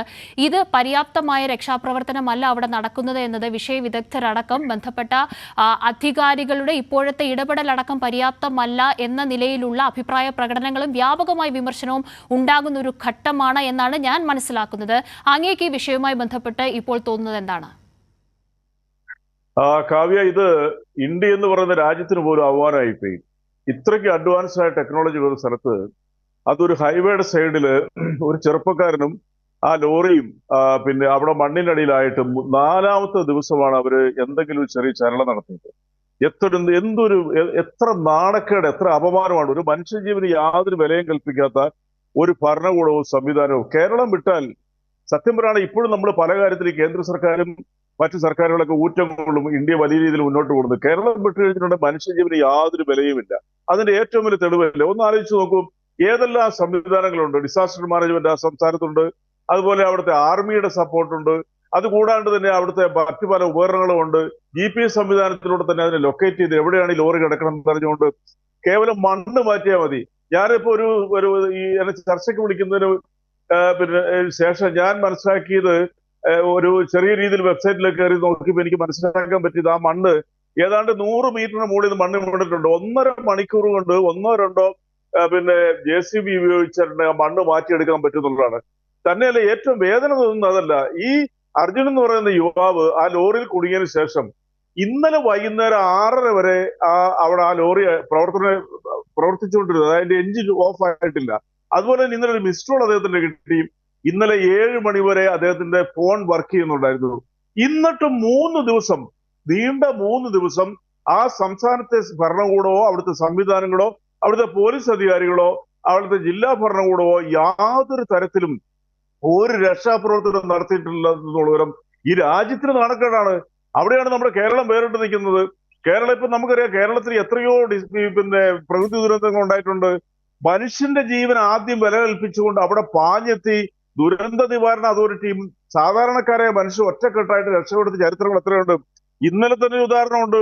ഇന്നലെ തന്നെ നിലമ്പൂരിലെ മലപ്പുറം ജില്ലയിലെ വലിയ പുഴയിൽ ഒരു ചെറിയ തുരുത്തിലകപ്പെട്ട ഒരു ഫാമിലിയെ നമ്മുടെ രക്ഷാപ്രവർത്തകർ എത്ര സാഹസികമായിട്ട് രക്ഷപ്പെടുത്തിയത്. കേരളം വലിയൊരു ദുരന്തമില്ല. കേരളം വിട്ടുകഴിഞ്ഞാൽ നമ്മുടെ മനുഷ്യജീവന് യാതൊരു വിലയും കൽപ്പിക്കുന്നില്ല. ഇവരെന്തിനും ഒരു ഭരണകൂടമായിട്ടിരിക്കുന്നത്. കേരള സംസ്ഥാന മുഖ്യമന്ത്രി ബഹുമാനപ്പെട്ട പിണറായി വിജയൻ പലതവണ അവരുമായിട്ട് ബന്ധപ്പെട്ടു. അതുപോലെ തന്നെ അവിടെ ജില്ലാ കളക്ടർ ചീഫ് സെക്രട്ടറിക്ക് ബന്ധപ്പെട്ടതിന് ശേഷം മാത്രമാണ് ഇന്ന് ഏതാണ്ട് ഒരു 12 മണിയോടുകൂടി അവിടെ, ഇന്ന് രാവിലെ എത്തിയത് കേവലം ഒരു JCB മാത്രമാണ്, അത് പ്രവർത്തിച്ചിട്ടില്ല. ഇന്നൊരു 12 മണിക്ക് മുമ്പായിട്ടാണ് അവിടെ പിന്നെ ഒരു JCB-യും ഒരു യൂണിറ്റ് ഫയർഫോഴ്സും മാത്രമായിരുന്നു എത്തിയത്. മാത്രമായിരുന്നു അവിടെ എത്തിയത്. ആ ഫയർഫോഴ്സ് അവിടെ ഒന്നും ചെയ്തില്ല. ഒരു ഫയർഫോഴ്സ് എങ്ങനെയാണ് മണ്ണ് മാറ്റാൻ പറ്റുന്നത്? ആ ഫയർഫോഴ്സിന് സപ്പോർട്ടീവ് ഫാക്ടറായിട്ട് മാത്രമേ നിൽക്കാൻ പറ്റത്തുള്ളൂ. അല്ലെങ്കിൽ വെള്ളത്തിലൊക്കെ വീഴുവാണെങ്കിൽ ഇത് ലോഡ് കണക്കിന് മണ്ണ് അതിന്റെ മുകളിൽ കയറിയിരിക്കുകയായിരുന്നു. തന്നെയുമല്ല, അത് വെരി ഫസ്റ്റ് രാവിലെ 8:45 ഈ മണ്ണ് വീഴുന്നത്. ഒറ്റ മണിക്കൂർ കൊണ്ട്, 1 മണിക്കൂർ പോലും വേണ്ട. അവിടുത്തെ ലൊക്കേഷൻ നമുക്ക് മനസ്സിലാക്കുകയാണെന്നുണ്ടെങ്കിൽ ഈ അങ്കോള എന്ന് പറയുന്ന സ്ഥലത്ത് അവിടെ ഏതാണ്ട് 30 മിനിറ്റ് കൊണ്ട് തന്നെ രക്ഷാപ്രവർത്തനങ്ങൾ എത്താം ഉള്ള സൗകര്യങ്ങളുണ്ട്. ഹൈവേ ആണ്. എന്നെ വേദനിപ്പിച്ച വേറൊന്നുമല്ല കാവ്യയെ, ആ നാട്ടുകാർ പോലും സഹകരിച്ചിരുന്നുള്ളത്. എന്തൊരു മനുഷ്യരാണ് ഇവരൊക്കെ. ആ നാട്ടിലെ ഒരു വ്യക്തി പോലും, അധികം ജനതാമസം ഇല്ലെങ്കിൽ പോലും ഈ സ്ഥലത്ത് വരികയോ ഇവരെ രക്ഷപ്പെടുത്താനുള്ള ശ്രമത്തിനൊരു ഒരു തുടക്കം കുറിക്കാൻ അവർ ശ്രമിച്ചില്ല. അവിടെയാണ് നമ്മൾ കേരളം മനസ്സിലാക്കേണ്ട ഒരു വസ്തുത എന്ന് പറയുന്നത്. കേരളത്തിലെ ജനങ്ങൾ, കേരളത്തിലെ മനുഷ്യർ ഇത്തരം ദുരന്ത ഭൂമികളിൽ അവർ ചെയ്യുന്ന സാഹസികമായിട്ടുള്ള പ്രവർത്തനങ്ങളൊക്കെ നമുക്ക് മാതൃകയാണ്. ഞാൻ പറഞ്ഞല്ലോ, ഞാൻ നിങ്ങൾക്ക് 2 ഉദാഹരണം പറയാം. 2019 ആസാമിലെ ഒരു കനിയിൽ 22 ചെറുപ്പക്കാര് ആ കനിക്കുള്ളിൽ അകപ്പെട്ടു. ആ കനി ഇടിഞ്ഞു വീണിട്ടും ആ ഒരു രക്ഷാപ്രവർത്തനം പോലും നടത്താതെ കണ്ട് അവരെ ഉപേക്ഷിച്ച ചരിത്രമുണ്ട് ഈ രാജ്യത്തെ BJP സർക്കാരിന്. ശരി, തുടരുക. ഇതിന്റെ ഒരു യാഥാർത്ഥ്യം യഥാർത്ഥത്തിൽ ശ്രീ റെജി ലൂക്കോസ് പറഞ്ഞതാണ് എന്നതല്ലേ വസ്തുത, ശ്രീ വസന്ത്?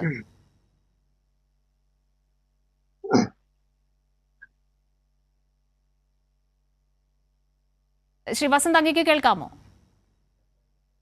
വസന്തിലേക്ക് മടങ്ങിയെത്താം. ശ്രീ റെജി ലൂക്കോസ്, അങ്ങേക്ക് തുടരാം. അല്ല, നമ്മൾ മനസ്സിലാക്കേണ്ട വസ്തുതയുണ്ട്. ഒന്ന് ആലോചിച്ച് നോക്കിയാൽ ഇവിടെ അത് മറ്റൊരു സംസ്ഥാനത്തായതുകൊണ്ട് നമുക്ക് ഡയറക്റ്റ് ആയിട്ട് ഈ കേരള ഗവൺമെന്റ് ഇടപെടാൻ പറ്റത്തില്ല. കാരണം അവിടെ കർണാടക ഇതിനേക്കാളും സംവിധാനങ്ങളുള്ള വലിയൊരു സംസ്ഥാനമാണ്. അവിടെ എല്ലാ രീതിയിലുള്ള ഫോഴ്സും ഉണ്ട്. അവിടുത്തെ ഡിസാസ്റ്റർ മാനേജ്മെന്റ് എന്ത് ചെയ്യുവാണ്? ഞാൻ ചോദിക്കട്ടെ, അവിടുത്തെ ഭരണകൂടം കോൺഗ്രസിന്റെ സിദ്ധരാമയ്യ അല്ലേ അവിടെ മുഖ്യമന്ത്രി? കേരളത്തിൽ നിന്നുള്ളൊരു മന്ത്രി അവിടെയുണ്ട്, പിന്നെ ജോർജ് എന്ന് പറയുന്ന വ്യക്തിയുണ്ട്. അവിടെ ഇവരെല്ലാരും കൊട്ടിഘോഷിക്കുന്ന പിന്നെ ശിവകുമാർ ഉണ്ട്, അവിടുത്തെ പിന്നെ ഉപമുഖ്യമന്ത്രി. ഇവരൊന്നും ഇതിനകത്ത് ഇടപെടാതെ കണ്ട് അത് 3 മനുഷ്യജീവൻ മണ്ണിനടിയിലുണ്ടെന്നാ പറയുന്നത്. 3 മനുഷ്യജീവൻ അദ്ദേഹം ജീവിച്ചിരിക്കുന്നതാണ് നമ്മൾ പ്രതീക്ഷിക്കുന്നത്. 10 എന്നൊരു കണക്ക് ഇതിന്റെ ഇടയ്ക്ക് പറയുന്നുണ്ടായിരുന്നു. അത് ഔദ്യോഗികമാണ് എന്ന കാര്യത്തിൽ എനിക്ക് വ്യക്തതയില്ല. പക്ഷെ ഇപ്പോഴും അതിനർത്ഥം ഏറ്റവും വ്യക്തമായ ഒരു കണക്ക് സർക്കാരിന്റെ കയ്യിൽ പോലും ഇല്ല എന്നുള്ളതാണ്. ഒരു കണക്കുമില്ല. അവർ യാതൊരു രീതിയിൽ ഇതിനെ ട്രേസ് ചെയ്തിട്ടില്ല. നമ്മുടെ പിന്നെ ചീഫ് സെക്രട്ടറിയും കേരള ഭരണകൂടവും അവിടെ വിളിച്ചു പറഞ്ഞു, നിങ്ങൾ അവിടുത്തെ പിന്നെ GPS സംവിധാനം ട്രേസ് ചെയ്യുക, അതുപോലെ തന്നെ ഫോൺ ലൊക്കേഷൻ എടുക്കുക. വളരെ ഈസിയാണ് ഇന്നത്തെ കാലത്ത്, വളരെ ഈസി. നമ്മൾ പ്രാചീന യുഗത്തിലൊന്നുമല്ല ജീവിക്കുന്നത്. നിസ്സാരമായിട്ട് ഈ സംവിധാനങ്ങളെല്ലാം ഉപയോഗിക്കുമായിരുന്നു. ആദ്യത്തെ ദിവസം തന്നെ 1-2 മണിക്കൂർ കൊണ്ട് രക്ഷപ്പെടുത്താവുന്ന 3 മനുഷ്യജീവനുണ്ടെന്ന് പറയുന്നു. അർജുനോടൊപ്പം വേറെ 2 പേരും ഉണ്ടായിരുന്നു അവരുടെ. തന്നെയുമല്ല, അതിനകത്ത് ഏറ്റവും വലിയ ഭീകരത എന്ന് പറയുന്നത് നിരവധി വാഹനങ്ങൾ ഒഴുകി തോട്ടിൽ പോയി, ആ പുഴയിലേക്ക് പോയി. ഒരു മനുഷ്യജീവനെ രക്ഷപ്പെടുത്താൻ സാധിച്ചില്ല. 7 മൃതദേഹങ്ങൾ മാത്രമാണ് കണ്ടെടുക്കാൻ പറ്റിയത്. അതെല്ലാം ഇന്നാണ് അവിടെ ആദ്യമായിട്ട് നേവി എത്തി അവിടെ രക്ഷാപ്രവർത്തനങ്ങൾ നടത്തുന്നത്. തന്നെയുമല്ല, ഈ ലോറി 27 ടൺ തടിയുമായിട്ട് വരുന്ന ഈ ലോറി ഒരു കാരണവശാലും ഈ പുഴയിലേക്ക് പോകത്തില്ല. അങ്ങനെ പുഴയിലേക്ക് പോയിരുന്ന ഈ ലോറി അതിന്റെ എൻജിൻസ് ഓഫായി പോയനെ, ഈ ഫോണും ഡിസോർഡർ ആയി പോയനെ. ഇതൊന്നും പോകാതെ കൊണ്ട് തങ്ങളുടെ കൺമുമ്പിൽ മെയിൻ റോഡിന്റെ സൈഡിൽ മണ്ണിന്റെ അടിയിൽ മനുഷ്യജീവൻ കിടന്നിട്ട് അനങ്ങാപ്പാറ നയം നയിക്കുന്ന അവിടുത്തെ ഉദ്യോഗസ്ഥര്. ഏറ്റവും ദുഃഖകരമായ കാര്യം, ആ അർജുന്റെ പിന്നെ സഹോദരങ്ങളും അവരുമായിട്ട് ബന്ധപ്പെട്ട ആൾക്കാരും അവിടുത്തെ ജില്ലാ ഭരണകൂടത്തിലെ ഉദ്യോഗസ്ഥരെ ബന്ധപ്പെടുമ്പോൾ ഇൻസൾട്ടിങ് ഭാഷയിലാണ് അവർ സംസാരിച്ചത്. വളരെ മോശമായ രീതിയിൽ. അല്ല, ഇവർ ചൂണ്ടിക്കാണിക്കുന്ന മേഖലകളിൽ, അതായത് ഈ റഡാർ സംവിധാനം അടക്കം അല്ലെങ്കിൽ ഈ സിഗ്നൽ വളരെ കൃത്യമായി കിട്ടുന്ന ഇടങ്ങളിൽ നിങ്ങൾക്കൊന്ന് രക്ഷാപ്രവർത്തനത്തിന്റെ അടുത്ത ഘട്ടം അവലംബിച്ചുകൂടെ എന്ന് ചോദിക്കുമ്പോൾ പോലും പുച്ഛ മനോഭാവം ഉണ്ടായി എന്ന് പറയുന്നത് ആ പ്രദേശത്തുള്ള അർജുന്റെ ഏറ്റവും പ്രിയപ്പെട്ടവർ തന്നെയാണ്, ശ്രീ റെജി ലൂക്കോസ്. തീർച്ചയായിട്ടും അതാ ഞാൻ പറഞ്ഞു, ദുഃഖകരമായ അവസ്ഥ. മനുഷ്യജീവനെ ഒരു വില കൽപ്പിക്കാത്ത ഉദ്യോഗസ്ഥ വൃന്ദങ്ങൾ അവിടെ വളരെ മോശമായിട്ട്. ഇന്ന് രാവിലെ ഞാൻ കൈരളിയിൽ കണ്ടിരുന്നു അവിടുത്തെ ആ ഡിസ്ട്രിക്റ്റിന്റെ സൂപ്രണ്ട് ഓഫ് പോലീസുമായിട്ട് സംസാരിക്കുന്നത്. അപ്പോൾ അദ്ദേഹത്തിന്റെ മറുപടി എന്താ? വളരെ ലാഘവത്തോടുകൂടി ഞങ്ങൾ അർജുന്റെ വീടുമായിട്ട് ബന്ധപ്പെട്ടു എന്നൊക്കെയാ പറയണം. ബന്ധപ്പെടേണ്ട അവിടെയാണോ? ബന്ധപ്പെടേണ്ട അവരാ നിമിഷം തന്നെ. ഈ അങ്കോള എന്ന് പറഞ്ഞ സ്ഥലത്തെ പോലീസ് സംവിധാനം ഈ സ്ഥലവുമായിട്ട് വലിയ പിന്നെ ഡിസ്റ്റൻസ് ഇല്ല.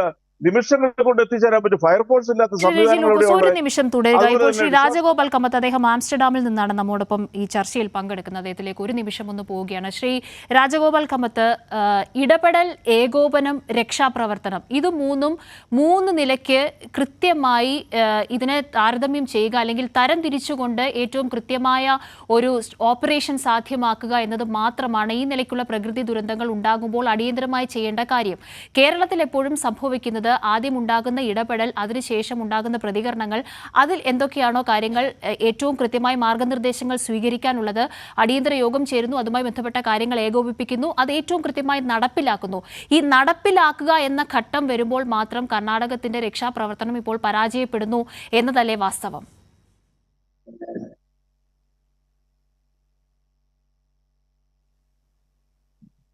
ണ്ട് എന്നൊക്കെ അവകാശപ്പെടുന്നുണ്ടെങ്കിലും അതൊന്നും ഫലപ്രാപ്തിയിൽ എത്തുന്നില്ല എന്നുള്ളതാണ് കാണുന്നത്. ഇപ്പോ കാര്യങ്ങൾ നടക്കണ്ടേ, കാര്യങ്ങൾ നടക്കുന്നില്ല. അവിടുത്തെ രക്ഷാപ്രവർത്തനം അപര്യാപ്തമാണ്. അപ്പൊ ഈ രീതിയിൽ പോരാ. നമുക്ക് ഇപ്പൊ വേണ്ടതെന്ന് പറയുന്നത് മിലിറ്ററിയുടെ ഇടപെടലാണ്. ജീവൻ രക്ഷിക്കുക എന്നുള്ളതാണ് നോക്കേണ്ടത്, അല്ലാതെ വണ്ടി കടത്തി വിടുക എന്നുള്ളതല്ല. അതൊന്നും വലിയ കാര്യമല്ല. അല്പം ലേറ്റായിട്ട് പോയാൽ എന്താ കുഴപ്പം? ജീവൻ രക്ഷിക്കുകയല്ലേ പ്രധാനമായിട്ടുള്ളത്. അപ്പൊ ഞാൻ അറിഞ്ഞത് രാവിലെ റോഡ് ക്ലിയർ ചെയ്യാനായിട്ടാണ് 3 ദിവസമായി നടക്കുന്ന ശ്രമങ്ങൾ അത്രയും റോഡ് ക്ലിയർ ചെയ്യുക എന്നുള്ള ഒരു ഒറ്റ ലക്ഷ്യം വെച്ചുകൊണ്ട് മാത്രമായിരുന്നു. അതെ, അതുപോലെ മണ്ണ് നീക്കുന്നത് ഈ ജീവനുകളുള്ള സ്ഥലത്തല്ല, അതിനപ്പുറത്താണ് നീക്കിക്കൊണ്ടിരുന്നതെന്നുള്ളതാണ് എനിക്ക് അറിയാൻ കഴിഞ്ഞത് ആദ്യമേ. അപ്പൊ അതൊക്കെ ഒരു ദുഃഖകരമായൊരു കാര്യങ്ങളാണ് അതൊക്കെ. അപ്പൊ എത്രത്തോളം ഇനിയിപ്പോ, കാരണം എത്രയും പെട്ടെന്ന് തന്നെ വേണം, മിലിറ്ററിയുടെ ഇടപെടൽ വേണം, എന്നാൽ മാത്രമേ രക്ഷയുള്ളൂ. ഏകദേശം 80 മണിക്കൂർ അടുക്കുന്നു എന്ന് വേണം നമുക്കൊരു കണക്ക് സൂചിപ്പിക്കാൻ. അർജുൻ അടക്കമുള്ള നിരവധി മനുഷ്യജീവനുകൾ, അതിലൊരു കൃത്യമായ കണക്ക് ഇപ്പോഴും നമ്മുടെ കയ്യിലില്ല ശ്രീ രാജഗോപാൽ. ഏകദേശം 80 മണിക്കൂറിനോട് അടുക്കുന്നു. ഇനിയുള്ള പ്രതീക്ഷകൾ എന്താണ്? ജീവൻ നിലനിൽക്കുന്നുണ്ട് അവിടെ. അത് രക്ഷിക്കുക എന്നുള്ളതാണ് ഇപ്പൊ വേണ്ടത്. കാരണം അതിനുവേണ്ടിയുള്ള ഓക്സിജനൊക്കെ ഉണ്ട്, ക്യാബിനകത്താണല്ലോ. അപ്പൊ അതുകൊണ്ട് അത് എത്രയും പെട്ടെന്ന് ചെയ്യുക എന്നുള്ളതാണ്. അഥവാ ബോധക്കേടോ വല്ലതും ഉണ്ടായിട്ടുണ്ടെങ്കിൽ അത് രക്ഷിക്കാവുന്നതേ ഉള്ളൂ. ഇപ്പൊ മെഡിക്കൽ ടീം വേണം അവിടെ. മെഡിക്കൽ ടീം ഉണ്ടോ എന്നുള്ളത് എനിക്ക് അറിയത്തില്ല. അവിടെ അർജന്റായിട്ട് എമർജൻസി റെസ്പോൺസ് ആയിട്ടുള്ള മെഡിക്കൽ ടീം വേണം അവിടെ. അത് മാത്രമല്ല, ഉടൻ തന്നെ മിലിറ്ററിയുടെ സഹായം തേടണം. അവിടെയൊക്കെ ധാരാളം ക്യാമ്പുകളുണ്ട്, ചുറ്റുപാടും ധാരാളം ക്യാമ്പുകളുണ്ട്. ഒരു ഹെലികോപ്റ്ററിൽ അധിക സമയം വേണ്ട അവിടെ എത്തിച്ചേരാനായിട്ട്. അപ്പൊ അവിടുത്തെ ഗതാഗതം നിർത്തിവെക്കുക എന്നുള്ളതാണ്. കാരണം ഇനിയും കൂടുതൽ ഗതാഗതം അതിലൂടെ അനുവദിച്ചു കഴിഞ്ഞാൽ കൂടുതൽ മണ്ണിടിച്ചിൽ അവിടെ ഉണ്ടാവും എന്നുള്ളതാണ് അതിന്റെ വേറൊരു ദുഃഖകരമായ. പിന്നെ മഴ, അതിശക്തമായ മഴ ചിലപ്പോൾ ഇനി പെയ്യാൻ സാധ്യതയുണ്ട്. ആ കാര്യങ്ങളൊക്കെ ഇപ്പൊ കണക്കിലെടുക്കേണ്ടതാണ്. അപ്പൊ അത് നമുക്ക് എന്ത് ചെയ്യാൻ കഴിയും? നമുക്ക് ഇവിടുന്ന് പറയാനല്ലേ, സർക്കാർ നേരിട്ട് നല്ല ഇടപെടൽ നടക്കുക എന്നുള്ളതാണ് വേണ്ടത്.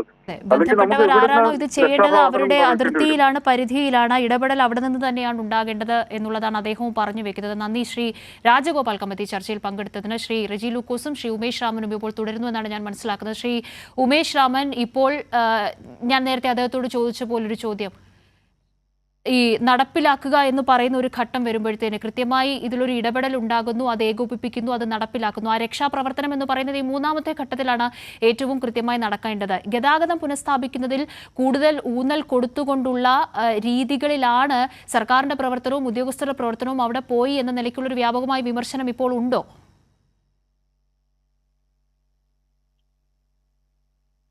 ഈ രക്ഷാപ്രവർത്തനം എന്ന് പറയുന്നത് ഒരു മന്ദഗതിയിലായി എന്നൊരു രീതിയിലുള്ള ഒരു വിമർശനം പൊതുവെ വരുന്നുണ്ട്.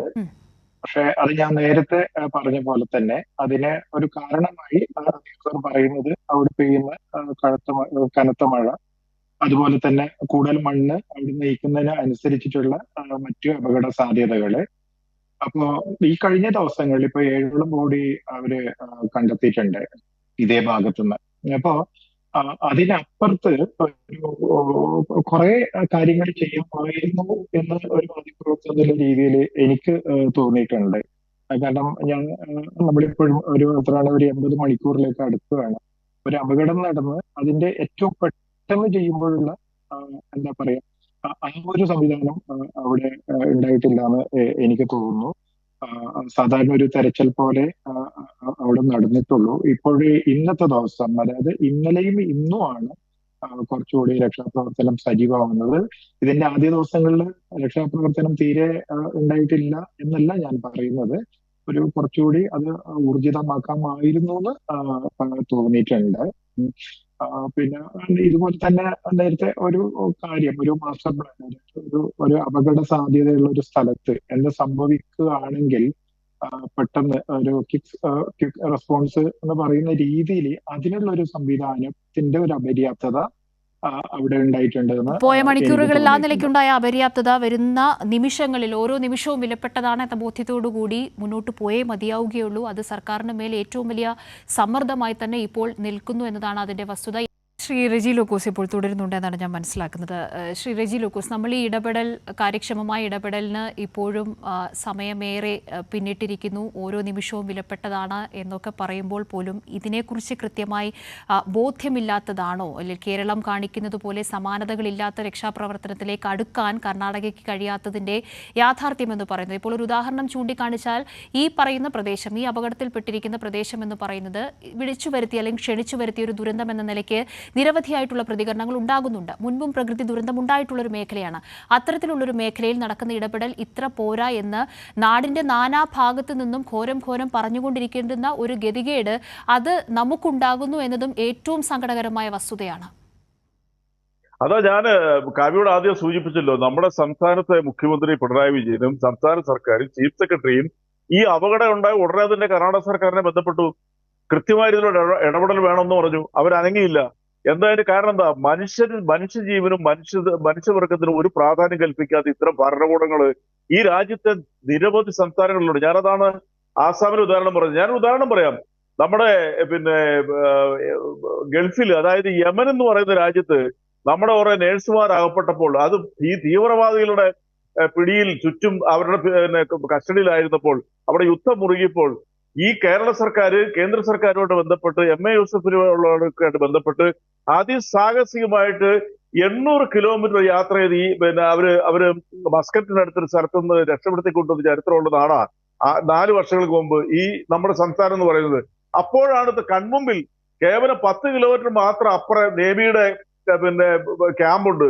ഈ സർക്കാർ, കർണാടക സർക്കാർ കേന്ദ്ര സർക്കാരോട് അഭ്യർത്ഥിച്ചാൽ അവർ എയർലിഫ്റ്റ് ചെയ്യും. 10 കിലോമീറ്റർ ഓടിക്കാനുള്ള സമയം പോലും അവർക്ക് കൊടുക്കേണ്ട കാര്യമില്ല. ഇവരെ മണിക്കൂറുകൾക്കുള്ളിൽ രക്ഷപ്പെടുത്താമായിരുന്നു. എത്ര മനുഷ്യത്തിനെഴുതുമാണ്. ഇപ്പൊ ഞാൻ ഉദാഹരണം, നമ്മുടെ എത്ര ഇൻഫ്രാസ്ട്രക്ചർ ഇല്ലാത്ത തായ്ലൻഡിലെ 1.5 കിലോമീറ്റർ നീണ്ട ഒരു ഗുഹയിൽ, ദുർഘടമായ ഗുഹയിൽ 22 ഫുട്ബോൾ പ്ലെയേഴ്സും ഒരു കായിക അധ്യാപകനും കുടുങ്ങിയവർക്ക് ലോകത്തിന്റെ ശ്രദ്ധ അങ്ങോട്ട് പോയി ആ കുട്ടികളെ അതിസാഹസികമായിട്ട് രക്ഷപ്പെടുത്തി.